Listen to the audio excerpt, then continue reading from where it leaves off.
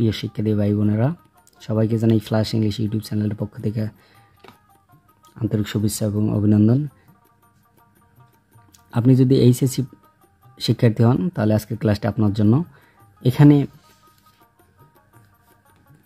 আজকে যে বিষয়টি নিয়ে আলোচনা করব, এই বিষয়টির উপর আপনাদের 5 মার্ক 100% ইংরেজি সেকেন্ড পেপারে আসবেই এবং ফার্স্ট পার্ট সেকেন্ড পার্ট মিলে বিভিন্ন জায়গায় বিভিন্নভাবে without clue, with clue, right from verb এগুলোতে কমন পাবেন।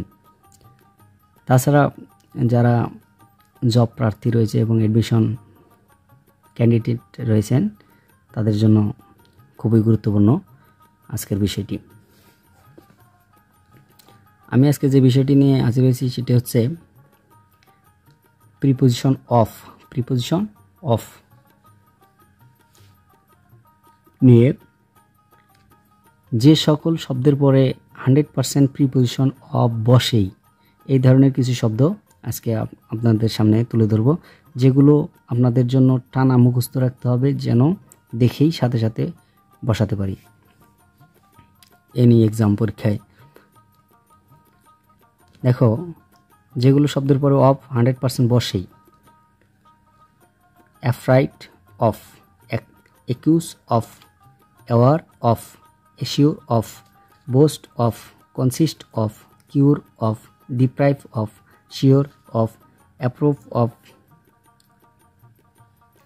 Ambitious of, but of, certain of, characteristic of, compose of, conscious of, convince of, care of, capable of, consist of, deprive of, despair of, dispose of, fond of, free of, full of, favor of, forgetful of, hopeful of, guilty of, proud of, sick of, vain of, worthy of, lack of, mindful of, irrespective of, proficient of, tolerant of, want of, taste of, suspicious of, short of, smell of। এই ধরনের শব্দগুলোতে of সাধারণত বসেই।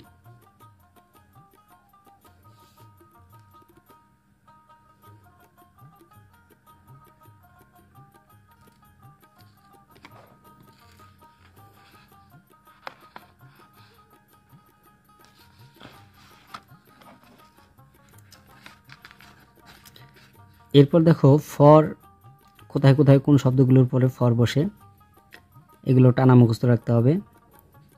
দেখো, for বসে হচ্ছে ambition for, affection for, fit for, match for, sick for, suitable for, appetite for, blame for, care for, beg for, bound for, competent for, consideration for, die for, famous for, favourable for, competent for, define for, remarkable for, fit for, goodness for, fondness for, great for, die for, long for, love for, mourn for, noted for, essential for, passion for, regret for, pity for, sorry for, sympathy for, wait for, wish for, prediction for।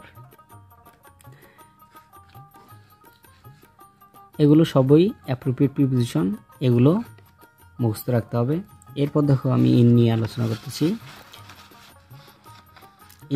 In কোন কোন শব্দের পরে in বসে: absorb in, believe in, delight in, faith in, excel in, indulge in, interest in, polite in, involve in, indulge in, bask in, pride in, accurate in, bigoted in, backward in, accomplished in, failed in, fall in, interest in, pleasure in, rejoice in, weak in.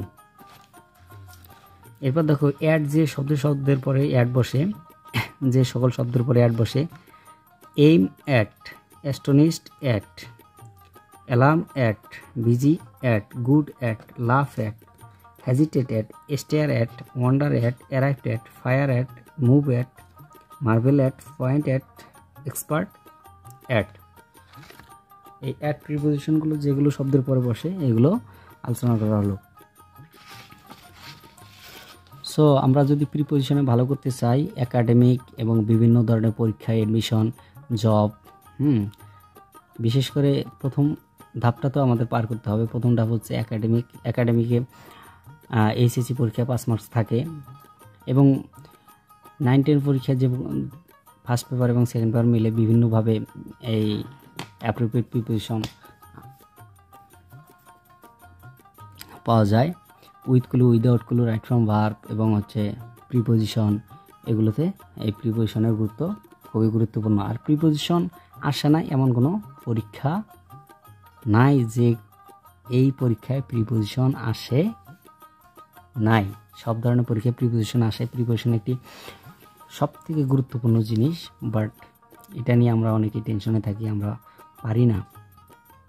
So যেভাবে বললাম ঠিক এইভাবে পড়লে মোটামুটি ইনশাল্লাহ পাওয়া যাবে।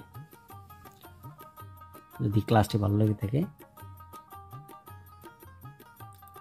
চ্যানেলটি সাবস্ক্রাইব করে বেল বাটনে ক্লিক করে নেক্সট ভিডিও পাওয়ার জন্য অপেক্ষায় থাকুন।